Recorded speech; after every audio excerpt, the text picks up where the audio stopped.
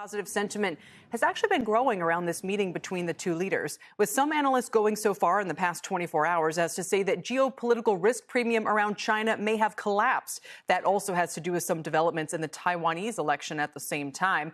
But my next guest isn't so sure. He warns it could all become moot because President Xi has an almost fatalistic conviction that U.S. China relations are destined to worsen. Joining me now is Fred Kempe. He's president and CEO of the Atlantic Council and a CNBC contributor. I don't want to make you sound too doom and gloom, Fred. I mean, but people do seem suddenly to be thinking, well, maybe the U.S. and China are going to stay economically connected for some time after all. Well, look, in Washington, the pendulum swings so much on China relations that you sometimes just have to duck. And so at one point, China is 10 feet tall and is threatening us at every point. Another point, China is hit peak China. The economy is slowing, 20% unemployment, property bubble, deflationary property bubble. But both of these stories are true. So China is weakening economically. China's got really big problems economically. I think that's why Xi Jinping wants to have reduced tensions and a successful summit, as successful as you can have to stabilize relations, while the U.S. just wants to calm the global situation with wars in Europe and the Middle East. And what I meant by, the New York Times has unearthed all sorts of speeches of President Xi to his party, to his military during the time of Obama, when people were trying to repair relations.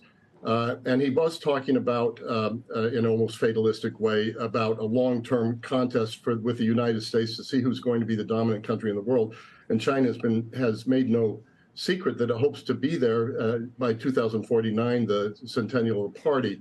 And whatever you see in terms of public rhetoric and calming down of tensions, there's nothing to show that China has changed that intention at all. And indeed, the way they're not arming Russia, but backing Russia in the battle of Ukraine, the way they've positioned themselves in the war on the Mideast shows that they really are more in conflict with the United States than seeking cooperation. That said, Fred, I also want to ask you about this development in the Taiwanese election over the past 24 hours, where two of the opposition parties have agreed to run a joint campaign that could actually give them a lead over the more independence-minded party. How much of a win is this for China potentially? And it kind of is a double-edged sword. I mean, it could calm things on the geopolitical front for now, while at the same time increasing the risk of more Chinese intervention in Taiwan in the long run, I would think. So there's no doubt that President Xi wants to go down in the history books with Mao Zedong and other Chinese leaders as one of history's greats. And he's also made clear that happens in large part by bringing Taiwan back together with China.